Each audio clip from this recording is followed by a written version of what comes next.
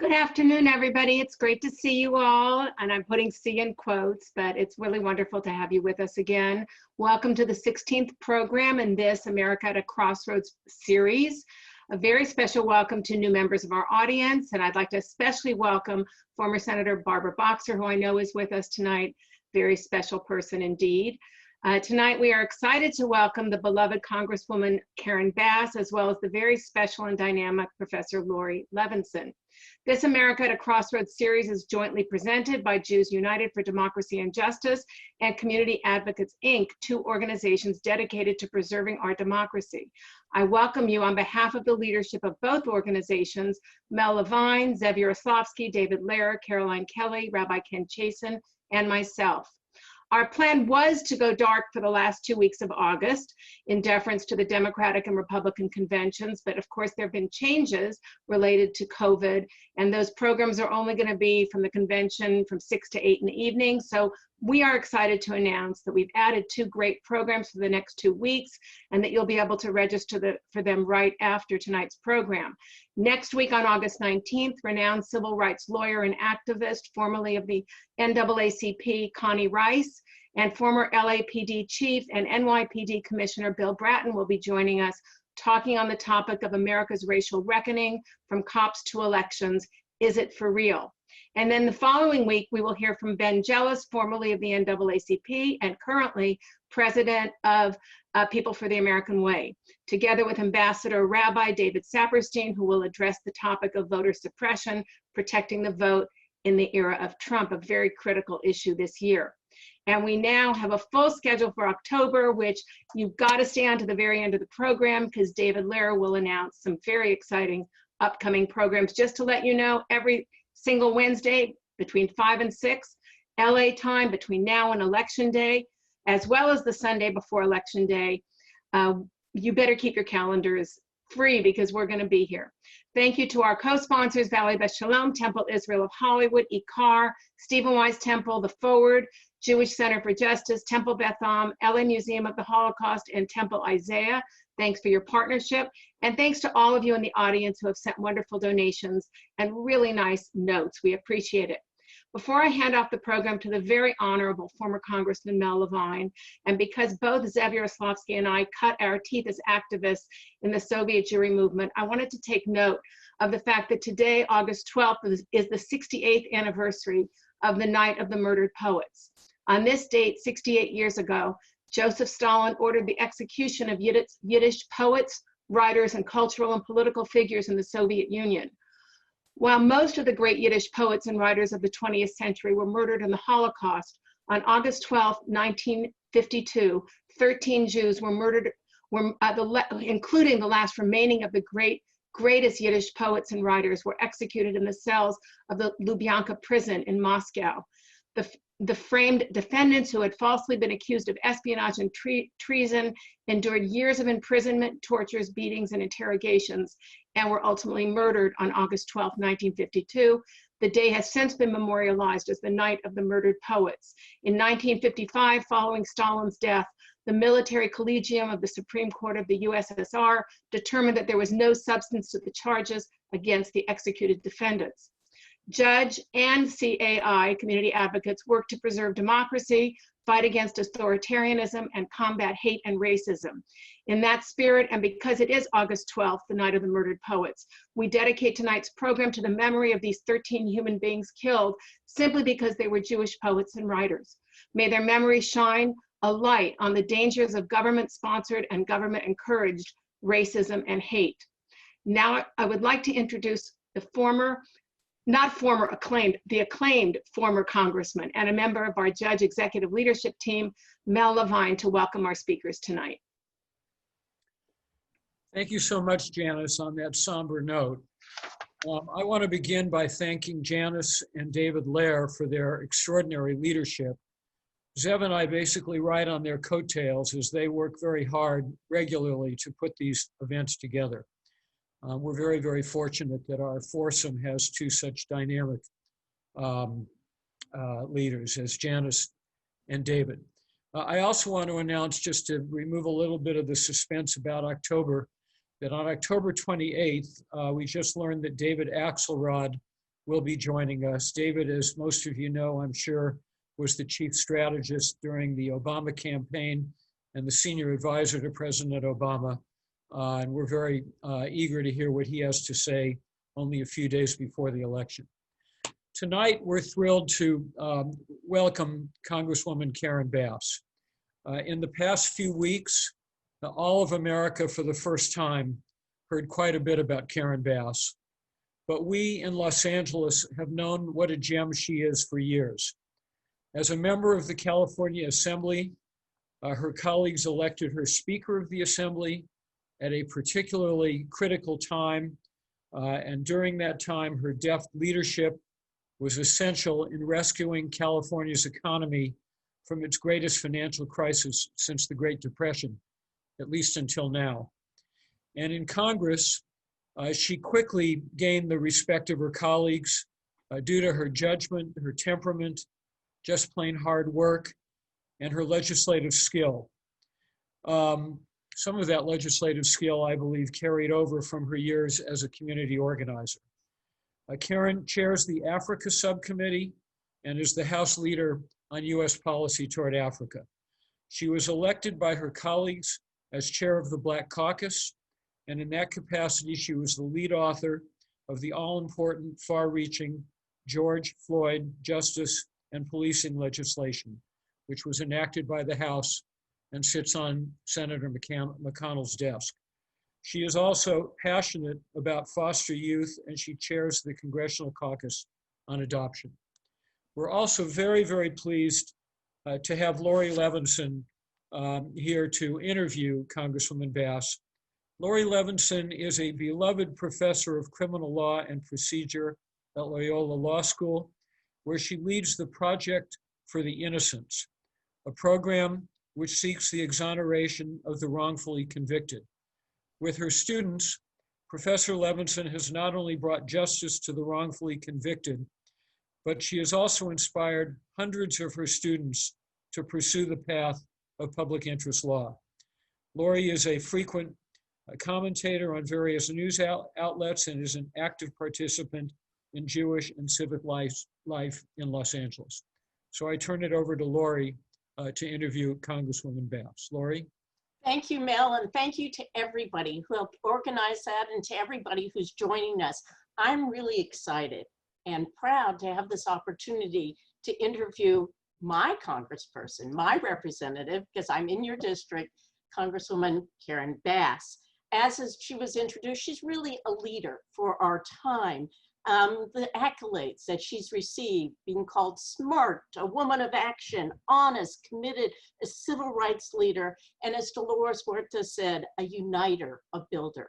So today she has that easy task of talking about bigotry, police reform, and more in the time of Trump. And I want to first ask the Congresswoman, when things are so chaotic, how do we move ahead? How do you build bridges in this time? Absolutely. Well, first of all, thank you so much. It's an honor to be with you today. And I do have to say to Janice, I was not aware of the anniversary. That was quite a history lesson to hear about the murder of the poets and of the many crimes of Stalin. But I just want to thank everyone here, all of the organizations listed. It is definitely my honor to be with you and to hear from Mel, who I consider a mentor, and Zev. And I know that our former senator is on the line, and I want to just give a shout out to her and a big thank you. I know she knows what I'm thanking her for. I will tell you that in times like this, I think we all were just mortified when we saw the torture, really, and murder of George Floyd. But, you know, it really led to what I believe is a seismic shift in our country, not just on policing, but on race. And that's on top of going through the pandemic that also has racial implications. And so when these moments happen, and when I see hundreds of thousands of people out protesting in every state in the union, people protesting around the world, all 54 nations on the continent of Africa waged a protest at the United Nations over police brutality in the United States, to me, that's indications of a seismic shift. And I always get excited in those moments because that's when real change can happen. And so it was no small matter that all the Democrats voted for the bill. Laurie, that wouldn't have happened if it hadn't have been for the tragedy. So when tragedy strikes, you deal with the tragedy, but if it presents an opportunity, you go for it. And that's what we are doing.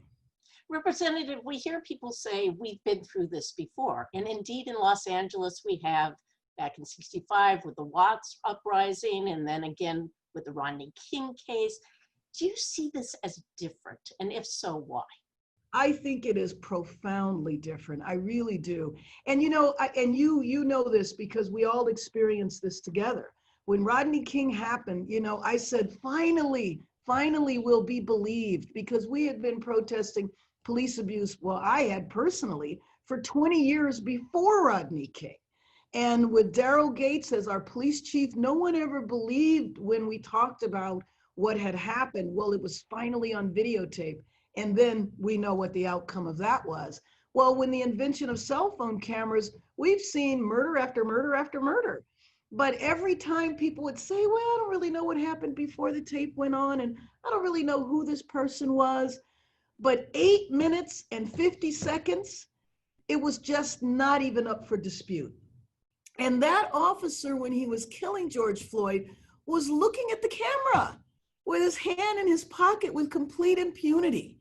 And that's what I think really galvanized the rage, which is what opened up the opportunity for us to do legislation in the first place. So what's going to change things in this country? Obviously, you've authored wonderfully the George Floyd Justice and Policing Act, but that's been passed by the House. We have a Republican-controlled Senate.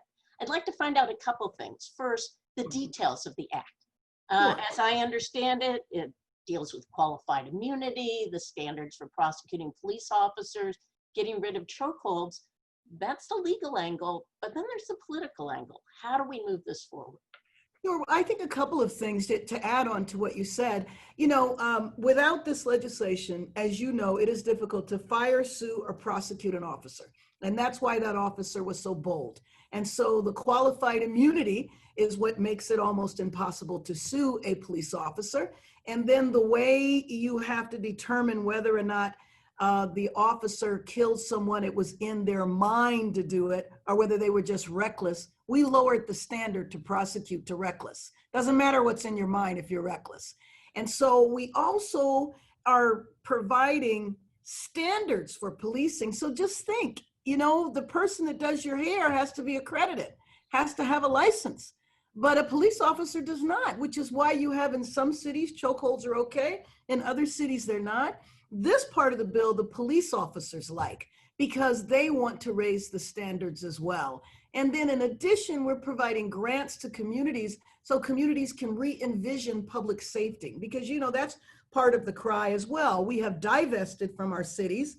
We've divested from mental health, from economic opportunities, and then we leave the police to pick up the pieces.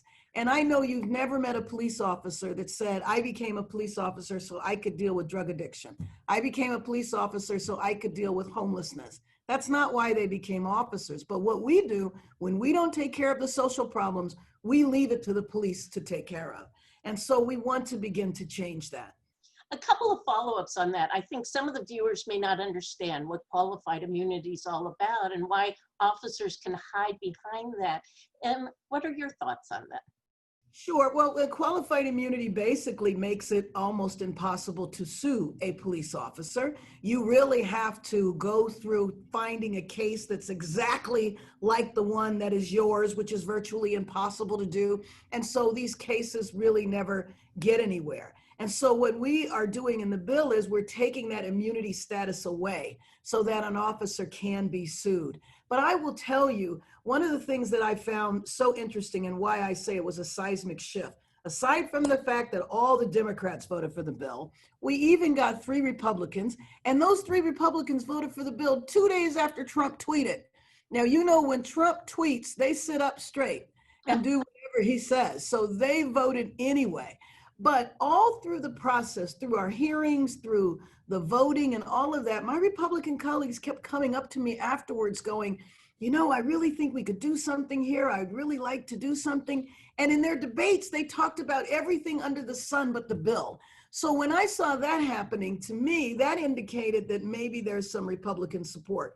So as you described, the bill is in the Senate. It's sitting along with 200 other bipartisan bills that Mitch McConnell won't do anything with because he's pretty much abdicated his role. I would love to know what Senator Boxer thinks, but it seems like he's not the president of the Senate. I think that President Trump is the president of the Senate.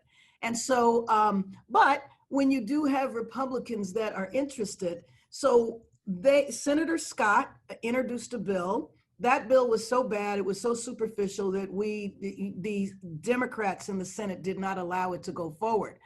But we're talking to Senator Scott and maybe he'll introduce another bill. If he introduces another bill, then with our bill, we can go to conference and actually begin to negotiate. So I'm keeping hope alive. I do think we'll be able to get something done because there is so much Republican interest. Do you think any of that will happen before the elections, before November? Do you continue to work towards that goal, or are we on a sort of a hiatus for now? Yes, no, I think that the negotiation can happen before the election. It might be the vote in the lame duck. Now, some people say, why don't we just wait for President Biden? And because I believe we will have President Biden, I'm not flippant about that. I know we're going to have to work every day over these next 83 days to make sure it happens. But here's what I'm worried about. I'm worried that the next administration could be facing a depression, could be facing over 300,000 dead Americans. And so I don't want to say, let's just wait. You know, I remember people did that in the last administration. They were going to wait for President Clinton to do criminal justice reform. And how did that work out for us?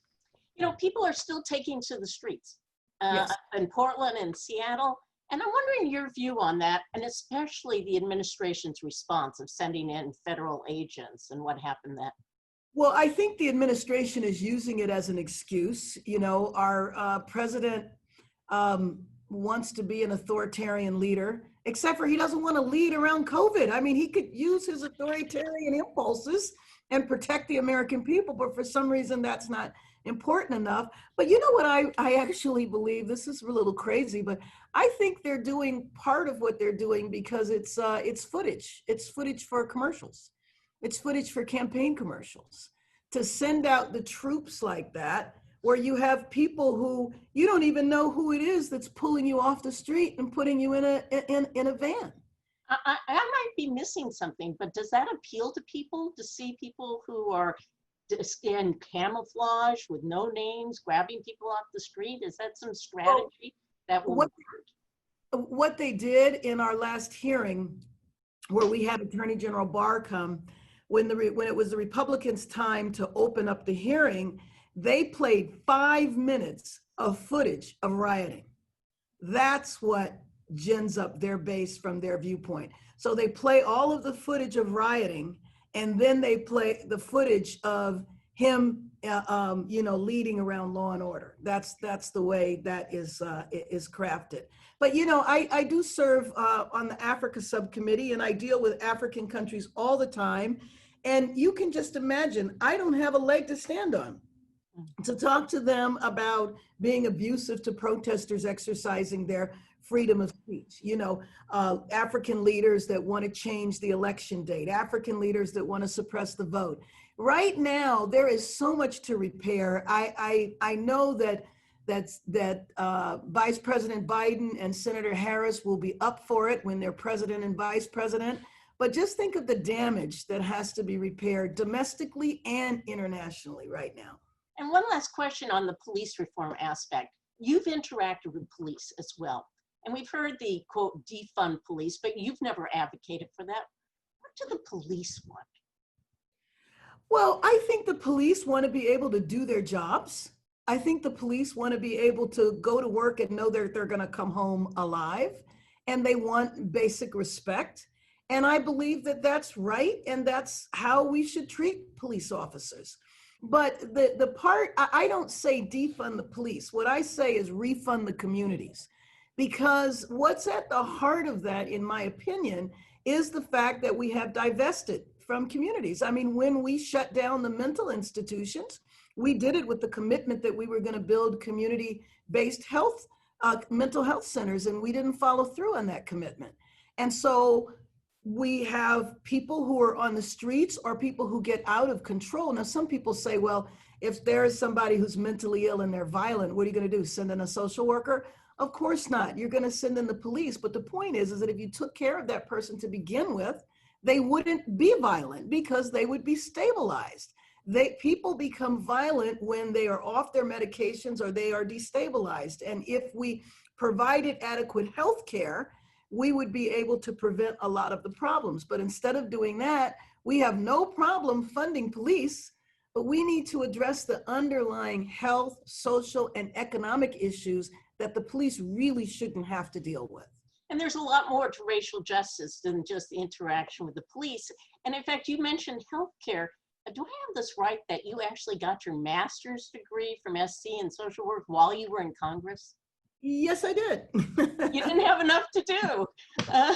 Well, you know, one of the issues that my background professionally really is in medicine, not social work. And so one of the areas I work on is trying to transform the nation's child welfare system. And I had spent years working on a county and a state level, but really did not know the issue nationally. And so I wanted to have the depth of knowledge. If I'm trying to change a system, I need to know about that system. I didn't want to just rely on people to tell me their view. Can you share a little bit with us about what's happening in that area with children, education, foster care, healthcare? Oh, I'm so worried. I mean, the damage from this pandemic is just so comprehensive. I mean, we will already deal with an achievement gap. We already know there's an achievement gap. Now, can you imagine how much wider that achievement gap is going to get now because of young people being out of school? And we make this assumption that in our great city, everybody has broadband. Well, first of all, that's not the case. You have to be able to afford it. But also, we make the assumption that young people all know how to use computers. But what about a 6 and a 7-year-old whose mother is an essential worker or father is an essential worker and they're not at home? Those kids basically are going to fall through the education cracks as well. And I really am deeply, deeply troubled by that. I think we're going to be dealing with the health, the social, and the economic impacts from this virus for a very, very long time to come. What ideas do you have? Let's assume that the election goes for Biden and we can make change. What would be your highest priorities for what? Oh, absolutely, is the health of this nation. And you know what I worry about is that President Biden on day one is probably going to have to hit the reset button with COVID. He's probably going to have to do what Trump should have done in March of this year. Well, you know, you can't address a pandemic through denial and magical thinking. And that's what the president has done. And I can't imagine that we would have to shut down, but there's no end in sight because they won't handle it appropriately. Just think about our state in California. You know, our state legislature, our governor, our mayor, they all did what they were supposed to do, and we're still having a problem. And then you have all of these states where they have taken public health and turned it into a political issue. It's like climate. Climate becomes, well, I don't think that there's a problem with climate. You can just deny science. And they're denying science when it comes to the pandemic. To say that you're going to make masks optional, it's a health issue. So how do we nationally, because you're known as somebody who builds bridges, builds coalition. When we come from such a different place, how would we bring them together? How do we get people to say masks in my state and yours? Well, you know, I do think, again, on day one, in addition to having to set the reset button, President Biden is really going to have to do very serious education. And I'm hoping that he will get the media involved. It's sad, though, because we do have one network that has no problem spewing misinformation that hurts people, telling them that taking hydroxychloroquine can help you. So I don't know about that one network, but I think that there's going to have to be massive education so that people understand public health and science is not a political issue. we are in this together. And so you can't, it's not a question of individualism and individual choice. It's a question of the health of our nation. And what we have been doing so far, how's that worked for us? We are an embarrassment in the world. Can we talk about our world status for a second? And you have been very involved in Africa. And then, of course, there's the concerns with China, Israel in the Middle East, Iran. Your thoughts, and maybe explain to the viewers why it's important that we get involved in these places, that you do what you do, and what we can do to regain our status. Well, I can go back to the virus one more time. It's called pandemic because it's impacted the world. You know, if you look at what Obama and Biden did with Ebola, Ebola could have been a pandemic, but it wasn't. Why? Because we had the stature in the world and they mobilized the world to address Ebola. They kept it isolated to 3 African countries. And I think that that is one of the things that we're going to have to do as well. It's not just us going through the economic crisis, it is a global crisis. And so that's where we're very fortunate with Vice President Biden, because he knows the world leaders. So he's going to have to do a world tour, basically making up with all of the insults that have happened. I'll share one story with you. When Trump said what he said about the African countries, you know, the S-hole countries. Well, in Washington, D.C., there is an office of the African Union. And that is an office where all 50 plus ambassadors meet once a month. And after he did that, I called up the African Union office and I asked to address all 50 plus ambassadors. And I went over there to one of their assemblies and I apologized on behalf of the American people. So what I've had to do and other people have had to do for the last 3.5 years, every time we go overseas, we usually are in the middle of apologizing for something. I went over to Sudan because the Trump administration was trying to thaw relations. And while I'm there meeting with the government, Trump issues a travel ban on Sudan. And they're looking at me like, what are you here for? So I think that we will be fortunate to have him as a president because Biden knows the world leaders, but he's really going to have to go around and piece together all of the agreements they tore up, from the Paris climate agreement to some of the nuclear weapon agreements with Russia. You know, there's going to be a lot of repair, NATO, you name it. So let me ask you about that. It looks like our government has become government by executive order, by the pen, as opposed to a real legislative process. What do you expect after the elections? Are we going to go back to somebody else tiring up orders and signing orders, or can we get the real legislative process going? Well, you know, I hate to say this and to be partisan, but we have to have the Senate and the House, and we have to have the presidency. And I think one day the Republicans might regain their party, but they have given up their party to an extremist element. And you do see all of these Republicans now, like with the Lincoln Project and other projects like that. You do have to have a partner to legislate. You can't legislate alone unless that party is not in power at all. And I think that that's what's going to have to happen until they can get it back together. It's really sad. You know, and my Republican colleagues, who I get along with very well, we talk about this, but they, and I think it's bad, but you know, when he tweets, they be quiet because they're worried that he's going to cost them their election. Well, we're going to do a few more questions like this, but I want the viewers to know that I will be getting to their questions, and I've heard that you love rapid fire questions, so I'll be ready to throw them at you. But can we move a little bit towards the election and towards the whole voting? Voter suppression, been a big issue. Supreme Court seems to not being willing to open things up, even in time of COVID. Do you think we're going to have a fair election? And do you think that if it comes out in Biden's favor, the current occupant will actually leave? Well, I mean, I just have to have faith in our system that if the current occupant tried to stay, he would be evicted.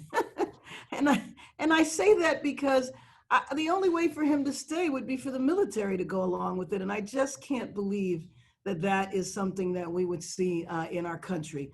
But will we have a fair election? I honestly believe that we are going to have to be very tightly organized And we're going to have to make sure that people vote early. People are going to have to vote really early because their latest maneuver is to mess with the post office and to do things like canceling overtime to make the delivery of the mail very difficult. And so our organization is going to have to be tight. You know, again, in some states like California, I'm not worried about voter suppression, maybe in some parts of our state, but for the most part, that's a problem in other states. And I think they're going to make it as difficult as possible. And that's another international issue. How do I go around the world and tell people, you know, promote democracy the way we do elections, model us, mirror us? I can't do that right now. I'm getting several questions, so I'm just going to give it to you. What do you think of Senator Harris on the ticket? And what do you think she'll bring to the ticket? I know you would have brought a lot. What about her? She's going to be wonderful. She has the experience, she has the profile, she's going to generate tremendous excitement. I think we saw a taste of it today. After it was announced that she was going to be on the ticket, Vice President Biden said they had the biggest grassroots fundraising haul that they've had since he started. I think it's going to be it's so exciting. I mean, it's history. I was saying earlier that I know Shirley Chisholm is smiling at history being made by our senator at that. I mean, California. So I don't want to put you on the spot, but if you were chosen to replace her, what would your thoughts be as senator? Well, you know, I have one focus for 83 days, and our lives depend on us winning this election. We'll see what happens after that. I want to explore many different possibilities. The census. It seems like this is getting lost, and it's really important, especially in California, along with immigration. What can we do? Well, I'm very worried about the census too. It's so sad that all of our institutions are attempted to be sabotaged and undercut for a small group of people to stay in power. So the first thing they came out with, remember, was the citizenship question. Now, we know that's not going to be on the census form, but you know that a lot of people in the immigrant community are worried because they had that scare. Well, now they're talking about, you know, maybe they're only going to send the states the information for citizens. So they're trying another way around it. We'll have the information, but we won't send it to you. I'm sure that that's not going to stand in the court, but the fact that they would even suggest it or propose it. So we've been monitoring the census. We know there is a serious undercount in the African-American population. And so in Congress, I work with, chairing the Black Caucus, but I work with the Hispanic Caucus, the Asian Pacific Islander Caucus, the Native American Caucus. We're monitoring the numbers in our communities and making sure that we address the undercount. So I have a pet peeve because I was a proud member of the Department of Justice. And I really say it, some of the people I admire most were in that department when I was there. But I'm not so proud now. So how do we restore confidence in our Department of Justice? You see people who are career people leaving or not signing pleadings. I know that you and the Attorney General had a few words. What are your thoughts? Well, you know what? You might have to go back to the Department of Justice. I discussed this with the Vice President, actually. I said, you know, one of the things that I hope you do, one of the first steps of your administration is to put out a clarion call for everybody to come back. I mean, just think of the EPA, the scientists left and they took their science with them because they were worried it would be destroyed. This is the United States. It's incredible to even say that. So there really is going to have to be a call for the career people to come back because in each of these agencies, they've been hollowed out. And so that's going to be very difficult. And I mean, in the Department of Justice, but you name it, Department of Education, they've all just been completely subverted. I think people were so excited when the Biden team was talking to you and you were being considered because you have these great ideas. Did you have a chance to share those ideas with Biden and his team, even though you weren't the ultimate person selected? Oh, yes, it was a quite a long process, but yes, there were opportunities to do that, and I plan to still be involved. As a matter of fact, before the process even began, I was co-chairing the economy task force. It was the Biden-Sanders Unity Task Force. I was co-chairing that. I plan to be very, very involved in the campaign. It's just going to be frustrating this year because, you know, campaigning is out meeting people and going to events and all, and well, I'm going to be Zooming day and night. Well, I'm getting questions. Rachel asked, what can people do to help Biden and Harris other than giving money? Giving money is probably a good idea, but what else can they do? Giving money is an excellent idea. It is always needed, but everything we're talking about, I mean, from making sure that people fill out the census forms, because that's going to help the Biden administration. But first and foremost is we need to all be educated about how to vote this year. And I have a visual for this. All right. That's great. Well, you know, I mean, all of us the good side of Zooming is that we all know people around the country, and we can bring all of our friends and family together around the country and talk about what is it like to vote in your state? How do you get a ballot so you can vote from home? We need to start those conversations now. You know, in some states, early voting starts pretty soon. But we all need to be educated because they're spending so much time trying to subvert the process. We should not assume we know what the process is. Again, I'm not California, that's a different story. But even in Los Angeles County, I mean, we did change our voting this year. We instituted a new system. So people need to be educated about voting. And people need to find out when is the first day you can vote so that you get that ballot in ASAP. And where would people go to for the most accurate information? I think a lot of people are skeptical, as you pointed, by some of the news sources. They seem so politicized. You know, where can people get the information? Sure, the county registrar in your county and in your state. You know, I would suggest that people do that. That's why you need to have a Zoom party, and you need to get people doing that now. We don't want to wait until the end of October, and then people are scrambling trying to get a ballot, because depending on your state, if you're mailing in a ballot at the end of October, your vote might not be counted. All right, well, buckle your seatbelt, because now it's that rapid fire time where I'm going to ask questions from all our viewers, and they're very engaged. One asks about Black Lives Matter and the relationship with Israel and the Jews, and if there's been friction, and how do we deal with that?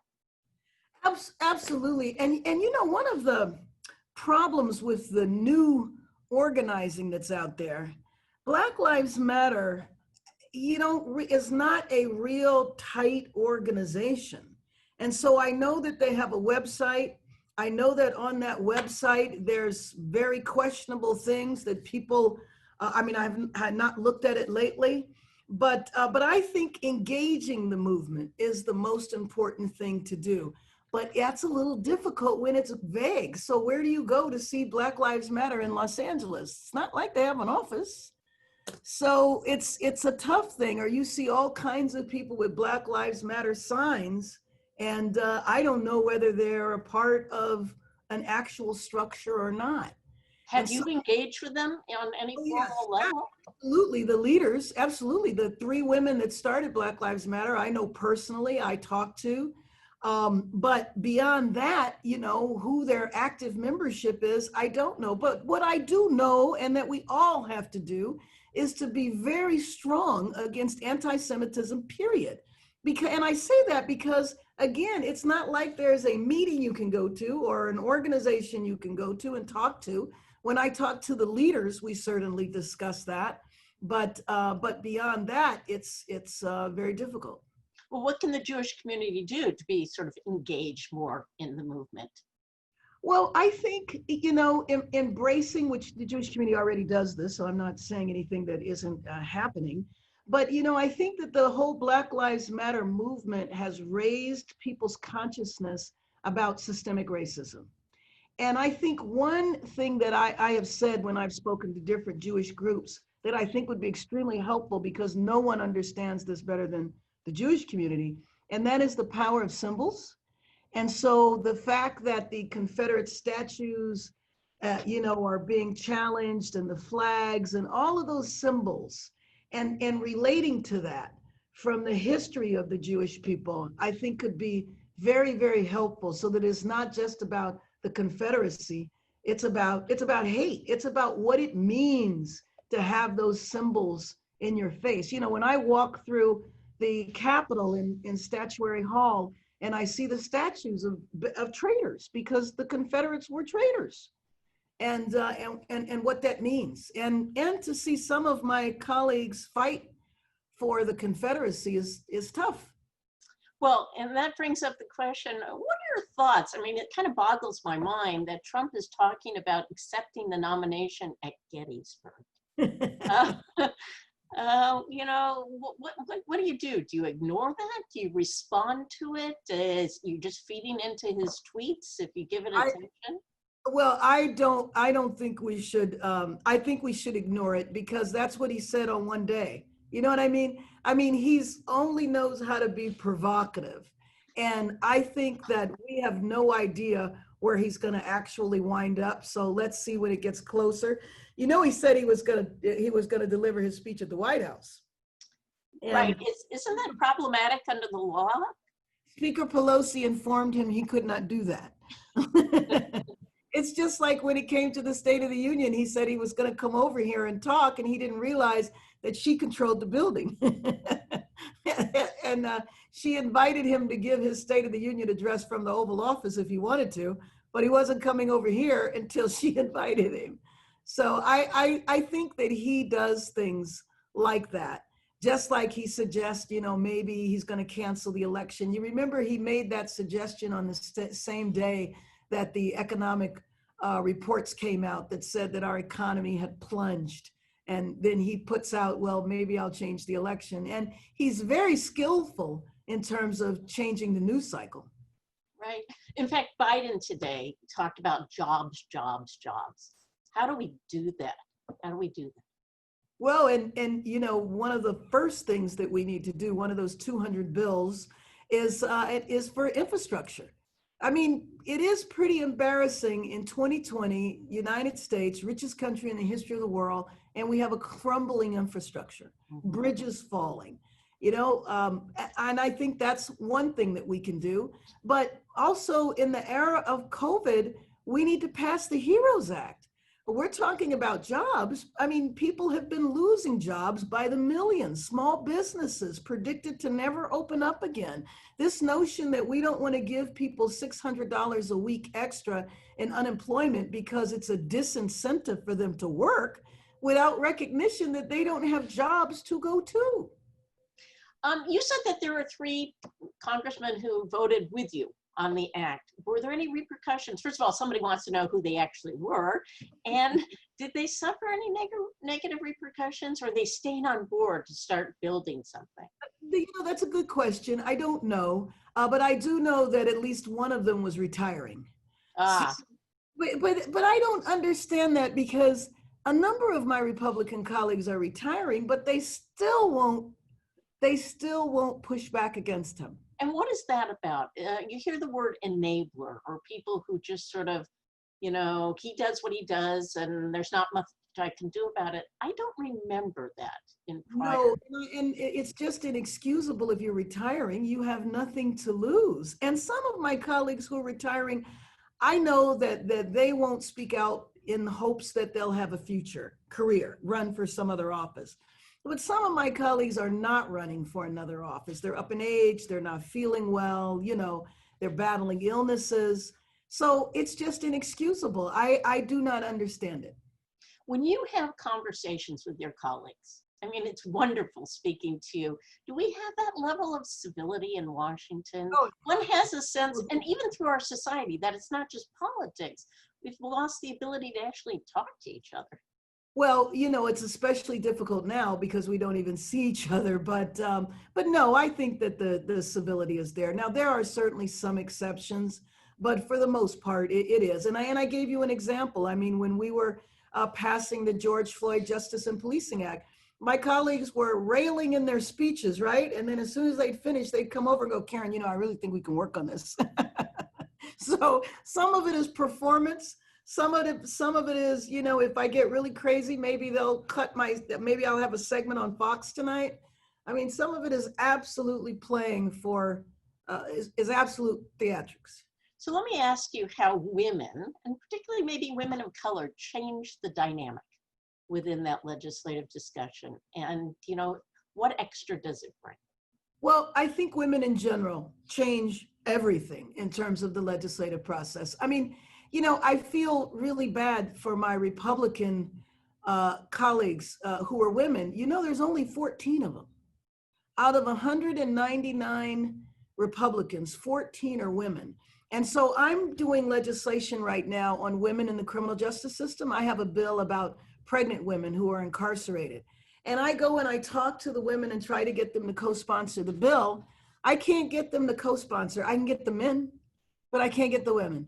And I feel like, and I don't know, it's another one, I wonder what Senator Boxer thinks, but they seem to me to be in fear of their colleagues.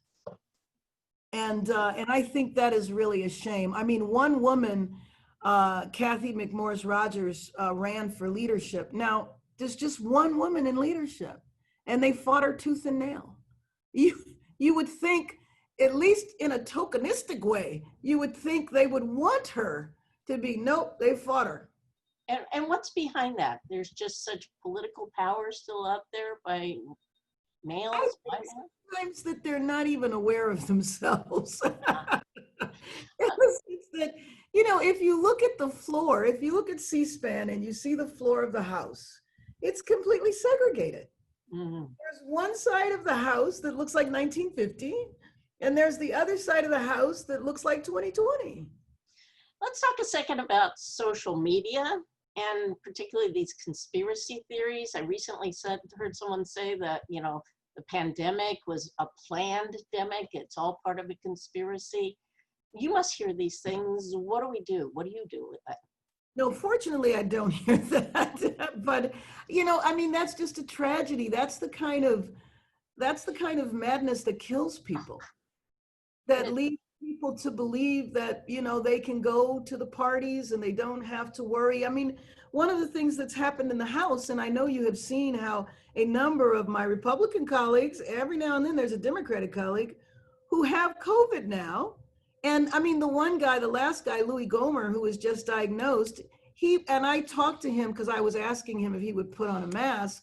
And he was like, no, Karen, I don't need to because I've tested negative. So I know I don't have COVID. Well, he does now.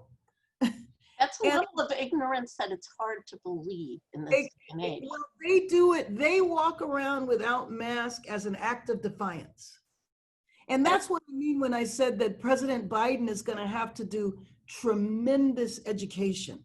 We're going to have to invest billions of dollars into educating the American public that a health issue is not an individual matter. We're all in this same boat together. Your wish list. Okay, you may not be there as the vice president, but your wish list for what would be the first thing to do if the Democrats win. The first thing to do is we have to get a handle. We cannot just keep losing Americans. We just can't do that. I think that one, the pandemic is having a disproportionate impact, and we need to essentially develop strike teams where we go into areas where there is a concentration of the virus, and we have massive testing, massive tracing, early treatment. If we need to bring in the military, I mean, in the Ebola crisis, President Obama and Vice President Biden sent our military over to Africa, and they built hospitals quickly. I mean, that's what the military can do.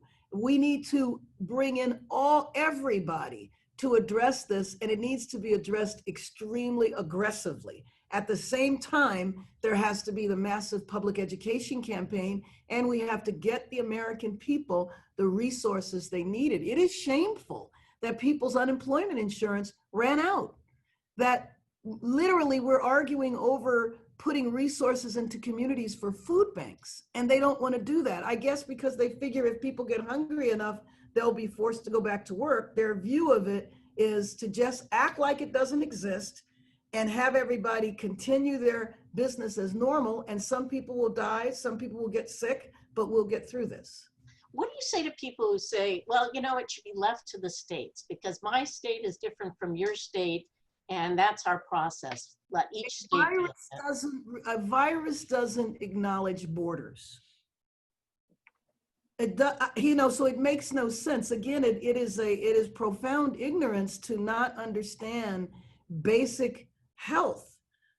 So well, the president recently floated that he was going to close our international border to citizens and permanent residents, right, because if some border guard thought maybe he could have coronavirus, they wouldn't let him in. Any thoughts on that type of immigration policy? Well, I actually think that, and I'm sure that Biden would do this, which is you have to let science guide. The scientists, the physicians, the researchers, they have to be the one to take the lead and guide us in what we do.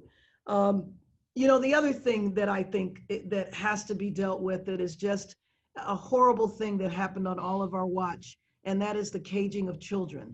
The state-sponsored abuse of immigrant children is just also unforgivable. And we don't know what's happening to those children. They're off the radar now. We know that they're deporting them. I don't even know what that means when you deport a child. Who do you deport the child to? We know that they're sending people that are infected to their countries. And so there's gonna be so much. President Biden is gonna have to spend 4 years cleaning up. In terms of what your next step is, I can see you're enthusiastic about the election. What role do you think you're gonna play in the campaign and helping Biden get elected? Well, what I hope to play is a surrogate role. I hope to play a unifying role. I hope to campaign as much as possible to energize folks. But like I said, it will be frustrating because I want to get out there. And actually, I'm sure I will. I'll get out there safely. But at some point, you know, I just don't think the entire thing can be done virtually. But I see my role also as being a bridge to the Sanders and to the Warrens and to the other supporters that are on the left. Since most of my life was spent as a progressive activist, I hope to serve as a bridge to those people who say they might not be excited about the ticket. I'd also like to dispel the notion that for some reason we think we need to be in love to vote. What do you mean by that? Well, I mean, I'm not excited by who's at the top of the ticket. I mean, you know, this is about life and death. I'm sorry if you're not in love. This is about 160,000 dead Americans. Understand, this is about the next 2 generations. If you're thinking of the courts, we have the Supreme Court just hanging by a thread. We have, you know, judges that they have confirmed that are all in their 40s so that they'll be there for a couple of generations. There is so much at stake in this election that it is insufficient to say that this is the most important election of our lifetime. Wow. Well, is there anything I haven't covered? I want to give you the last minute or two to share any other thoughts that you have with the audience before I turn it back to David Laird. Well, I just want to thank everyone because I know so many of you and so many of the organizations that are here. And, you know, this is the conscience of our community, the conscience of our country. I know that people are together because of the same set of values around justice and equality and equity. And I just have to say that it's been a very tough 3.5 years, but ironically, he's really brought us together in a way because he brought us together against him, but we now understand so much more about each other's issues. People that never thought about immigration understand a lot more about that, the environment, racism, you name it. And so ever since he's been elected, ever since the Women's March, we have won the elections. We just have to do it again. Well, you have been inspiring to all of us. And so I want to thank you, not just for today, which was wonderful, but for everything you do. And I want to commit on behalf of the 4,000 people watching this that will be there to help you. So I'm going to turn this over to David Lair, but really my sincere appreciation. And to everybody, listen to your Congresswoman and vote, vote, vote. David, thank you for giving me this opportunity. I give it back to you. Obviously, we've had some issues with David's, some technical issues. I'm really sorry about that, but thank you all for joining us. Thank you to Laurie. Thank you to the Congresswoman. It's been a wonderful hour. We hope that you'll all join us next week to hear Connie Rice and Bill Bratton. So thank you again for joining us. We'll see you all next week. And hopefully we'll have fewer technical issues, but at least you heard the substance from our Congresswoman and from Laurie Levenson. Thanks for being there, and we'll see you next week. 5 o'clock next Wednesday.